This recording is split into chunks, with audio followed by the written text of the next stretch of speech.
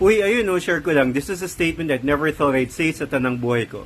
I am running against Priscilla Almeda o Abby Viduya sa totoong buhay dito sa Parañaque bilang konsehal.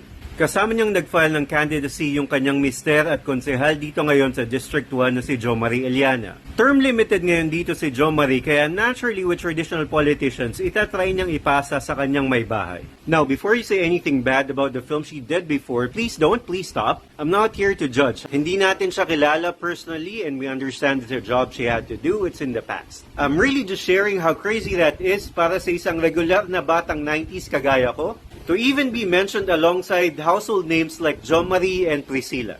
Now, what we do frown upon ay yung mga kalakaran kagaya nito na nagpapatuloy ng sistema natin na very limited, pare-pareho lang yung nakaupo. Kung sino man yung nakaupo, sinasama na nila sa kanilang mga proyekto yung mga mukha ng kanilang mga kapamilya, ng kanilang mga kamag-anak na hahalili sa kanila kapag naging term limited na sila, di ba?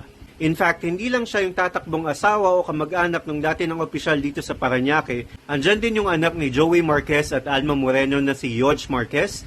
Tatakbo din siya bilang konsehal. Matatandaan na dating naging alkalde yung tatay niya na si Joey Marquez. And just like any other political dynasty, yung mga kamag-anak nila nasa politika na rin dito.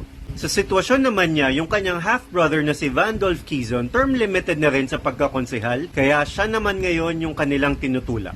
Kung sila pa rin ang iboboto mo, wala namang kaso doon, we respect each other's opinions. Pero kung naghahanap ka ng alternatibo, we're here to present something different. Ako si Eric Martinez at tumatakbo akong konsehal dito sa 1st District ng Parañaque. First-time candidate at proudly independent. Salamat sa pakikinig.